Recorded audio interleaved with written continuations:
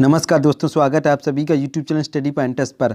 दोस्तों आज हम आपके लिए सीटेट ऑनलाइन एग्जाम 2021-22 में 16 दिसंबर से 21 जनवरी तक पूछे गए सभी प्रश्नों का पेपर एनालिसिस लेकर आए हैं। जो आपका सीटेट ऑनलाइन एग्जाम 2021-22 में हुआ है उसमें जो प्रश्न पूछे गए थे उन प्रश्नों का संपूर्ण रिवीजन का पार्ट तीसरा लेकर आए हैं। इससे पहले हम 2 पार्ट कंप्लीट करवा चुके हैं, जिसमें हम पार्ट 1 में 100 प्रश्न लेकर आए थे, पार्ट 2 में भी 100 प्रश्न लेकर आए थे, यानी 200 क्वेश्चन कंप्लीट करवा चुके हैं। इन दोनों वीडियो की लिंक आपको डिस्क्रिप्शन बॉक्स में मिल जाएगी, वहाँ पर जाकर वीडियो को देख सकते हैं। आज यहाँ पर पार्ट 3 में भी 100 प्रश्न लेकर आए हैं, यानी 100 क्वेश्चन लेकर आए हैं। दोस्तों ये video exam point of view से इम्पोर्टेंट है। दोस्तों आपको एग्जाम में यहीं से प्रश्न देखने को मिलेंगे, इसलिए वीडियो को पूरा देखें, स्किप नहीं करें। दोस्तों अगर चैनल से पहली बार जुड़े तो चैनल को सब्सक्राइब कर लें और बेल आइकन के बटन को प्रेस करें ताकि आने वाली वीडियो का नोटिफिकेशन आपको सबसे पहले मिल सके।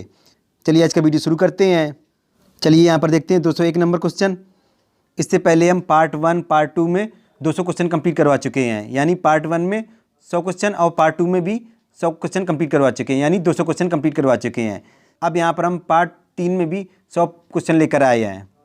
अब यहाँ पर देखते हैं 201 के बाद 201 प्रश्न से मिजोरम के समवर्ती राज्य कौन से हैं। तो मिजोरम के समवर्ती राज्य असम, त्रिपुरा और मणिपुर हैं। कौन से हैं? असम, त्रिपुरा और मणिपुर।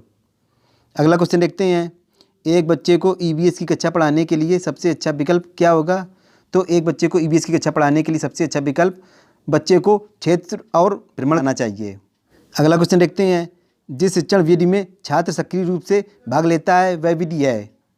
तो जिस शिक्षण विधि में छात्र सक्रिय रूप से भाग लेता है वह विधि कौन सी होती है। तो वह विधि प्रश्नोत्तर विधि होती है। कौन सी? प्रश्नोत्तर विधि। चलिए आगे देखते हैं। अगला क्वेश्चन देखते हैं, पत्थर या लकड़ी से बने ढालू छतों वाले घर कहाँ पर बने होते हैं। तो ये मनाली में बने होते हैं। कहाँ पर? मनाली में। पत्थर या लकड़ी से बने ढालू छतों वाले घर। तो ये मनाली कहाँ पर पड़ता है। तो ये मनाली हिमाचल प्रदेश में पड़ता है। कहाँ पर? हिमाचल प्रदेश में। अगला क्वेश्चन देखते हैं, एक लड़की की मातृभाषा हिंदी है और वह विद्यालय जाती है और वहाँ अंग्रेजी पढ़ना सीखती है। तो यह निम्न में से किसको दर्शा रहा है। तो यह भाषा अधिगम को दर्शा रहा है। यानी एक लड़की की मातृभाषा हिंदी है और वह विद्यालय जाती है और वहाँ अंग्रेजी पढ़ना सीख रही है। तो यानी यह वह भाषा अधिगम को दर्शा रही है। अगला क्वेश्चन देखते हैं, किस अवस्था में बच्चे में सामाजिक खेल का विकास होता है। तो किस अवस्था में बच्चे में सामाजिक खेल का विकास होता है। तो यह पूर्ण संक्रियात्मक अवस्था में होता है। यह अवस्था कब से कब तक होती है। तो यह अवस्था 2 से 7 वर्ष तक की होती है। तो यह किसकी अवस्था है। तो यह जीन पियाजे की अवस्था है। जीन पियाजे ने संज्ञानात्मक विकास की 4 अवस्थाएं बताई। कौन कौन सी 4 अवस्थाएं थी। पहली थी संवेदी प्रेरक अवस्था, यह इसी कहते संवेदी गामक अवस्था। यह जन्म से 2 वर्ष तक की होती है। दूसरी इनकी है पूर्ण संक्रियात्मक अवस्था, यह 2 से 7 वर्ष तक की होती है। तीसरी है मूर्त संक्रियात्मक अवस्था, यह 7 से 11 वर्ष तक की होती है। चौथी है इनकी अमूर्त संक्रियात्मक अवस्था, यह इसी कहते हैं औपचारिक संक्रियात्मक अवस्था, यह 11 से 15 वर्ष तक की होती है। चलिए आगे देखते हैं। अगला क्वेश्चन देखते हैं, यदि एक लड़की को दांतों और हड्डियों में दर्द रहता है तो आप क्या खाने को कहेंगे उससे। तो उसे दूध, पत्तेदार सब्जियां और फलों का सेवन करना चाहिए। अगला क्वेश्चन देखते हैं, नई शिक्षा नीति यानी एनईपी 2020 का उद्देश्य क्या है। तो इसका उद्देश्य है पाठ्यक्रम को लचीला बनाने के लिए। अगला क्वेश्चन देखते हैं, पेड़ों को काटने से क्या नुकसान हो रहा है। तो पेड़ों को काटने से ऑक्सीजन की कमी और पर्यावरण संतुलन बिगड़ रहा है। चलिए आगे देखते हैं। अगला क्वेश्चन देखते हैं, पटना से चंडीगढ़ किस दिशा में है। तो पटना से चंडीगढ़ उत्तर पश्चिम दिशा में। किस दिशा में? उत्तर पश्चिम दिशा में। अगला क्वेश्चन देखते हैं, घटपर्णी पौधा इसी कहते हैं नेफेंथिस कहाँ पर पाया जाता है। तो यह मेघालय में पाया जाता है, यानी भारत में मेघालय में पाया जाता है। और ये कहाँ कहाँ पाया जाता है। और ये ऑस्ट्रेलिया और इंडोनेशिया में पाया जाता है। अगला क्वेश्चन देखते हैं, रेगिस्तानी ओक कहाँ पर पाए जाते हैं। तो रेगिस्तानी ओक ऑस्ट्रेलिया में पाए जाते हैं। चलिए आगे देखते हैं। अगला क्वेश्चन देखते हैं, निम्नलिखित में से कौन सी उप थीम है। तो कौन सी उप थीम है। तो यह परिवार और मित्र उप थीम है। अगला क्वेश्चन देखते हैं, निम्नलिखित में से किसने ज्यामिति चिंतन के बारे में विचार प्रस्तुत किया है। तो किसने ज्यामिति चिंतन के बारे में विचार प्रस्तुत किया है। तो यह वेन हीले ने किया है। किसने? वेन हीले ने। अगला क्वेश्चन देखते हैं, अधिगम सीखने अक्षमता किससे संबंधित है। तो अधिगम अक्षमता डिस्प्रेक्सिया से संबंधित। किससे? डिस्प्रेक्सिया से संबंधित है। चलिए आगे देखते हैं। अगला क्वेश्चन देखते हैं, दांत में दर्द होने पर हम उपचार कैसे करते हैं। तो दांत में दर्द होने पर हम लौंग का तेल लगाकर दांतों का दर्द कम करते हैं। अगला क्वेश्चन देखते हैं, हाथियों के झुंड का मुखिया नर या मादा कौन होता है। तो हाथियों के झुंड का मुखिया नर या मादा कौन होता है। तो यह सीनियर मादा होती है, ऐसी कहते हैं बुजुर्ग हथनी। अगला क्वेश्चन देखते हैं, केरल में माँ की बड़ी बहन को क्या कहते हैं? तो केरल में माँ की बड़ी बहन को अम्मा कहा जाता है। क्या कहा जाता है? अम्मा। चलिए आगे देखते हैं। अगला क्वेश्चन देखते हैं, छऊ नृत्य किस राज्य का लोकप्रिय नृत्य है? तो यह झारखंड, पश्चिम बंगाल और उड़ीसा का है। कहाँ का है? झारखंड, पश्चिम बंगाल और उड़ीसा का है छऊ नृत्य। अगला क्वेश्चन देखते हैं, ऐसा कौन सा स्थान है जहाँ पर पत्थर से बने घर जिनके फर्श और छतें लकड़ी की बनी होती हैं? तो ये लद्दाख में है। लद्दाख में पत्थर से बने घर जिनके फर्श और छतें लकड़ी की बनी होती हैं।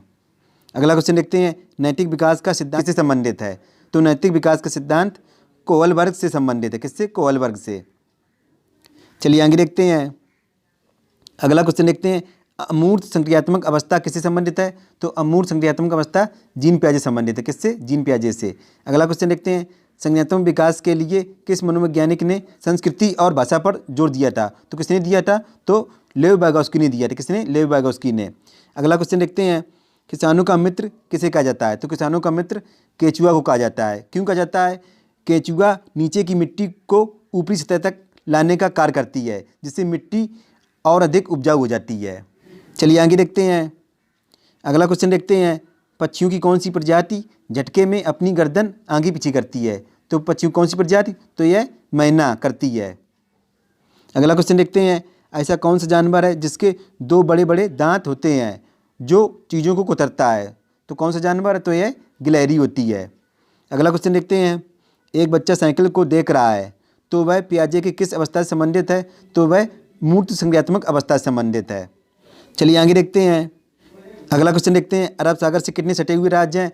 महाराष्ट्र है, कर्नाटक है, केरल है, गुजरात है और गोवा है। ये सभी अरब सागर से सटे हुए राज्य हैं। अगला क्वेश्चन देखते हैं, ऐसा कौन सा कीट है या जंतु जो अपनी गंध से अपने समूह को पहचान लेता है? तो कौन सा कीट है या जंतु? तो यह चींटी है, जो अपनी गंध से अपने समूह को पहचान लेता है। अगला क्वेश्चन देखते हैं, मध्य बाल्यावस्था की आयु कितने वर्ष तक की होती है? तो मध्य बाल्यावस्था की आयु 6 से 11 वर्ष तक की होती है। चलिए आगे देखते हैं। अगला क्वेश्चन देखते हैं, कुछ पक्षी हमारी तुलना में 4 गुनी अधिक दूरी तक देख सकते हैं। ये पक्षी कौन से होते हैं? तो ये पक्षी चील, बाज और गिद्ध होते हैं, जो मनुष्य की तुलना में 4 गुनी अधिक दूरी तक देख सकते हैं। अगला क्वेश्चन देखते हैं, कौन सा कीड़ा अपनी मादा को इसकी गंध से कई किलोमीटर की दूरी से पहचान लेता है? तो कौन सा कीड़ा होता है? तो यह रेशम का कीड़ा होता है। अगला क्वेश्चन देखते हैं, कौन सी मधुमक्खी अंडा देती है? तो कौन सी मधुमक्खी अंडा देती है? तो यह रानी मधुमक्खी अंडा देती है। चलिए आगे देखते हैं। अगला क्वेश्चन देखते हैं, पूर्व काल लोग कौन सी फल और सब्जी खाते थे? तो ये पूर्व काल लोग आम, पत्ता गोभी और केला खाते थे। अगला क्वेश्चन देखते हैं, बच्चा गणित को किस प्रकार सीख सकता है? तो बच्चा गणित को तार्किक चिंतन द्वारा सीख सकता है। अगला क्वेश्चन देखते हैं, निम्नलिखित में से केंद्र शासित प्रदेश नहीं है? तो यहाँ पर पूछा गया कि केंद्र शासित प्रदेश नहीं है। तो यहाँ पर देखते हैं, पहला दिल्ली है, दूसरा चंडीगढ़ ए भी है, तीसरा लखनऊ तो ये नहीं है, चौथा लद्दाख ए भी है। तो यहाँ पर पूछा गया था कौन सा नहीं है? तो यहाँ पर राइट आंसर हो जाएगा ऑप्शन सी, लखनऊ। चलिए आगे देखते हैं। अगला क्वेश्चन देखते हैं, हमारे देश लगभग सभी भागों में मिर्च का उपयोग भोजन पकाने में किया जाता है। हमारे देश में मिर्च को लाने वाले व्यवसायी कहाँ के थे? तो कहाँ के व्यवसायी थे? तो ये दक्षिण अमेरिका के थे। कहाँ के? दक्षिण अमेरिका के। अगला क्वेश्चन देखते हैं, पोचमपल्ली एक गांव है। यह गांव एक विशेष प्रकार के कपड़े की बुनाई के लिए प्रसिद्ध है। यह गांव निम्नलिखित में से किसका भाग है? तो यह तेलंगाना का भाग है। किसका भाग है? तेलंगाना का भाग है। अगला क्वेश्चन देखते हैं, बगुला भैंस पर बैठता है क्योंकि वह बगुला तथा भैंस से सहजीवी संबंध होता है। चलिए आगे देखते हैं।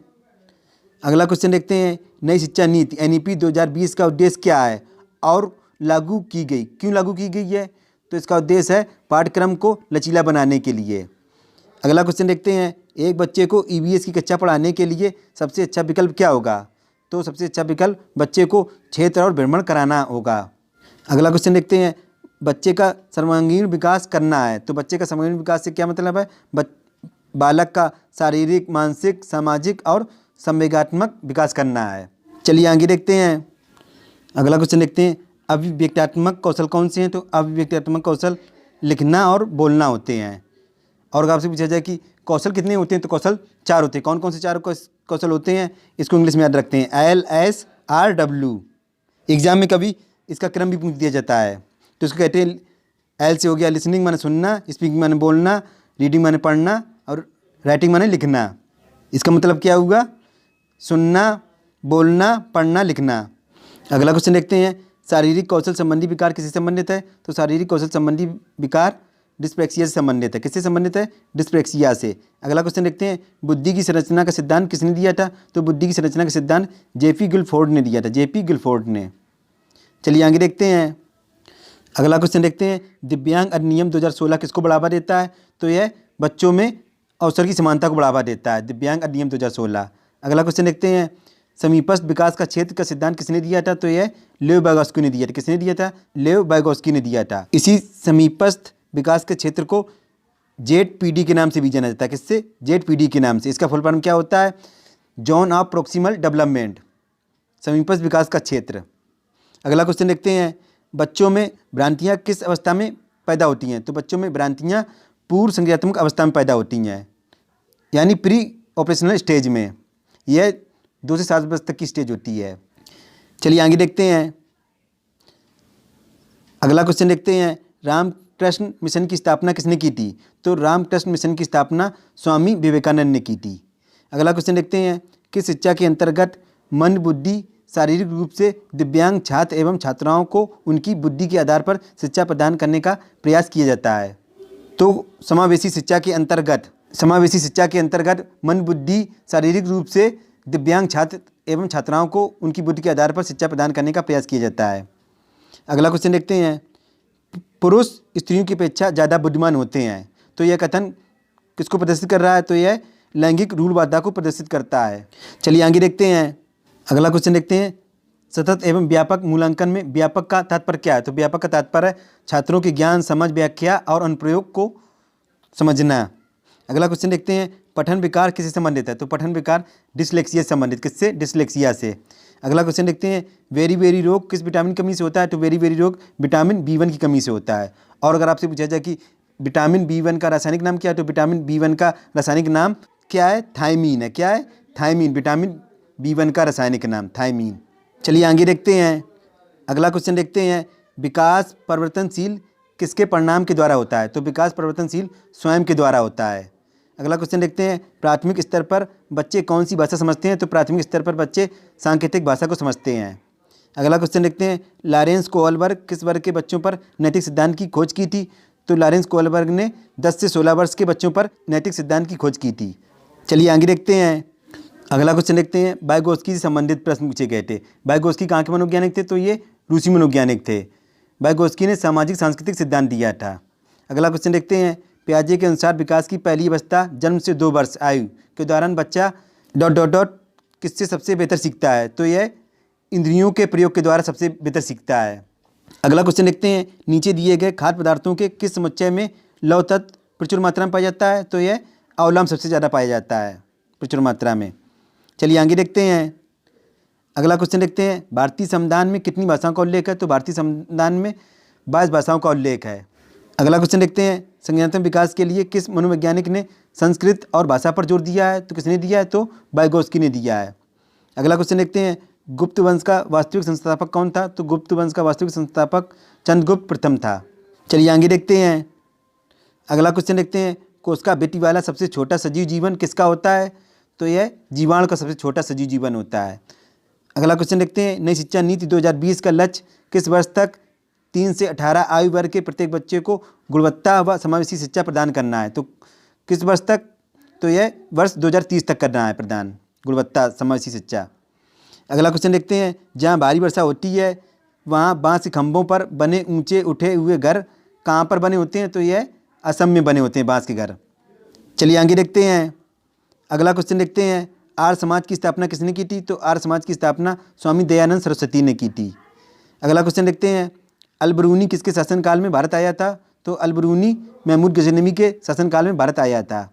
अगला क्वेश्चन देखते हैं, राष्ट्रीय पाठचर्या की रूपरेखा 2005 सामाजिक विज्ञान के संदर्भ में सुझाती है कि बच्चे के विद्यालय जीवन का मेल कैसा होना चाहिए? तो बाहर के जीवन के साथ होना चाहिए। चलिए आगे देखते हैं। अगला क्वेश्चन देखते हैं, मूल्यांकन पद्धतियों का लक्ष्य होना चाहिए कैसा होना चाहिए? विद्यार्थियों की ज़रूरतों एवं आवश्यकताओं की पहचान करके होना चाहिए मूल्यांकन का लक्ष्य। अगला क्वेश्चन देखते हैं, पियाजे के सिद्धांत के अनुसार बच्चे निम्न में से किसके द्वारा सीखते हैं? तो पियाजे के सिद्धांत के अनुसार बच्चे अनुकूलन की प्रक्रियाओं द्वारा सीखते हैं।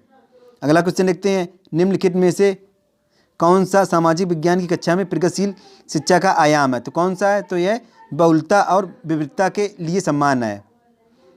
चलिए आगे देखते हैं। अगला क्वेश्चन देखते हैं, शिक्षार्थियों में संकल्पनात्मक आकलन का उद्देश्य क्या? तो शिक्षार्थियों में संकल्पनात्मक आकलन का उद्देश्य सत्र के समाप्त होने पर आकलन करना। अगला क्वेश्चन देखते हैं, देवदार वृक्ष कैसे होते हैं? तो देवदार वृक्ष शंकुधारी वृक्ष जिसकी ऊंचाई 40 से 50 मीटर तक की होती है। अगला क्वेश्चन देखते हैं, निम्न में से कौन से वनों की पत्तियों के गिरने का निश्चित समय नहीं होता है, इसलिए वे कभी अनावृत नहीं दिखते हैं? तो यह उष्णकटिबंधीय सदाबहार वनों के पत्तियों के गिरने का निश्चित समय नहीं होता है। चलिए आगे देखते हैं। अगला क्वेश्चन देखते हैं, ऐसा कौन सा जानवर है जिसके दांत लगातार निकलते रहते हैं? कौन सा जानवर है? तो यह गिलहरी है। अगला क्वेश्चन देखते हैं, जीन पियाजे के अनुसार एक बच्चा के पास कुछ छोटी पेंसिल हैं और कुछ बड़ी पेंसिल हैं, इन्हीं को वर्गीकृत कर रहा है, तो किस अवस्था में है वह? तो यह वह मध्य बाल्यावस्था में है। अगला क्वेश्चन देखते हैं, किस जगह सबसे अधिक अधिगम का विकास हो पाएगा? तो किस जगह सबसे अधिक अधिगम का विकास हो पाएगा? तो यह परिवार और परिवेश में हो पाएगा। चलिए आगे देखते हैं। अगला क्वेश्चन देखते हैं, एक समावेशी कक्षा में भाषा शिक्षण को सुगम बनाने के लिए आप निम्न में से क्या उपाय करेंगे? तो आप भाषा परिवेश का निर्माण करेंगे। अगला क्वेश्चन देखते हैं, गणितीय अक्षमता किससे संबंधित है? तो गणितीय क्षमता डिस्कैलकुलिया से संबंधित है। अगला क्वेश्चन देखते हैं, मलेरिया की दवा किस पेड़ की छाल से बनाई जाती है? तो मलेरिया की दवा सिनकोना पेड़ से बनाई जाती है। चलिए आगे देखते हैं। अगला क्वेश्चन देखते हैं, जल संरक्षण अधिनियम कब पारित किया गया था? तो जल संरक्षण अधिनियम 1974 ईस्वी को पारित किया गया था। अगला क्वेश्चन देखते हैं, एक बाल केंद्रीय कक्षा में बच्चे समानता सीखते हैं, कैसे सीखते हैं? एक बाल केंद्रीय कक्षा में बच्चे व्यक्तिगत रूप से सीखते हैं। अगला क्वेश्चन देखते हैं, उच्च ज्वार यानी तेज बुखार के साथ कपकपी जिसका उपचार सिनकोना पेड़ की छाल से किया जाता है, तो वह क्या होता है? तो वह मलेरिया बुखार होता है। इसी का उपचार सिनकोना पेड़ की छाल से किया जाता है। चलिए आगे देखते हैं। अगला क्वेश्चन देखते हैं, सृजनात्मकता की पहचान का प्रमुख लक्षण क्या है? सृजनात्मकता की पहचान का प्रमुख लक्षण अपसारी चिंतन है।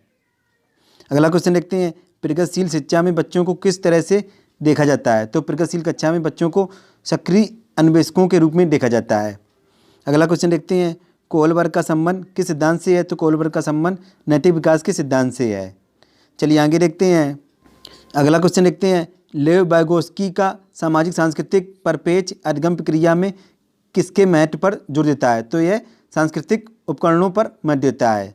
अगला क्वेश्चन देखते हैं, एक प्रगतिशील कक्षा में व्यक्तिगत विभिन्नताओं को किस प्रकार देखा जाना चाहिए? तो एक प्रगतिशील कक्षा में व्यक्तिगत विभिन्नताओं को अध्यापन अधिगम प्रक्रिया की परियोजना के लिए महत्वपूर्ण देखा जाना चाहिए।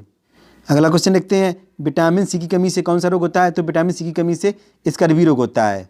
और आपसे पूछा जाए कि विटामिन सी का रासायनिक नाम क्या है? तो विटामिन सी का रासायनिक नाम एस्कॉर्बिक एसिड है।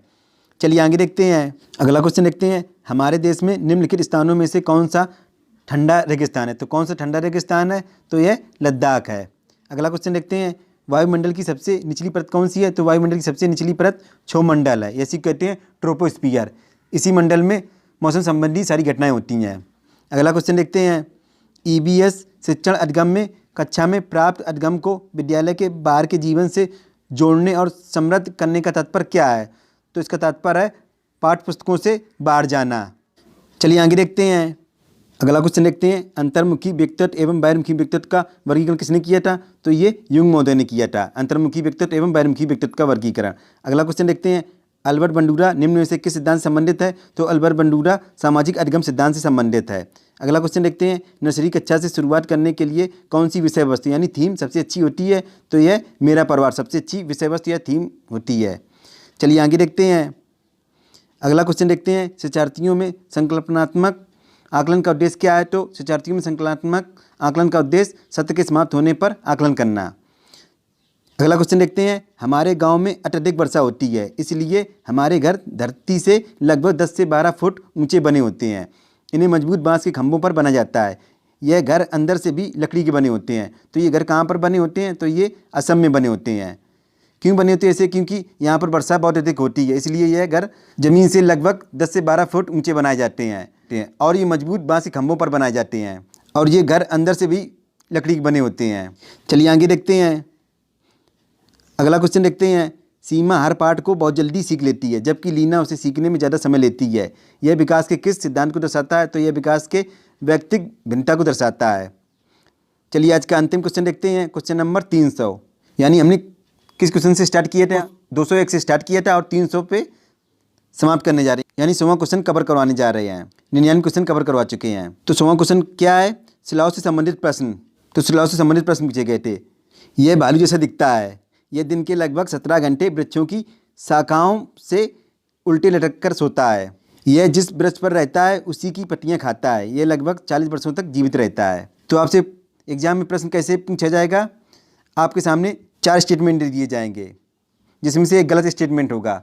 तो आपको बताना होगा कि कौन सा इसमें सही नहीं है। आपके सामने 3 स्टेटमेंट दे दिए जाएंगे, जैसे यह भालू जैसे दिखता है, यह दिन के लगभग 17 घंटे वृक्षों की शाखाओं से उल्टे लटक कर सोता है, यह जिस वृक्ष पर रहता है उसी की पत्तियां खाता है। चौथा दे दिया जाएगा यह लगभग 30 वर्षों तक जीवित रहता है। कौन सा स्टेटमेंट इसमें सही नहीं है? तो आपका यही हो जाएगा कि ये लगभग 30 वर्षों तक नहीं, ये 40 वर्षों तक जीवित रहता है। इस तरीके के एग्जाम में प्रश्न पूछे जाते हैं। चलिए इसी के साथ सीटेट ऑनलाइन एग्जाम 2021-22 में 16 दिसंबर से 21 जनवरी तक पूछे गए प्रश्नों का पेपर एनालिसिस कंप्लीट हुआ और आपको कैसा लगा हमें कमेंट बॉक्स में जरूर लिखकर बताएं। दोस्तों अगर वीडियो अच्छा लगा हो तो वीडियो को लाइक करें और अपने दोस्तों को शेयर करें। दोस्तों आपके एक लाइक से हमें मोटिवेशन मिलता है जिससे हम अच्छा कंटेंट आपके लिए प्रोवाइड करा सकें।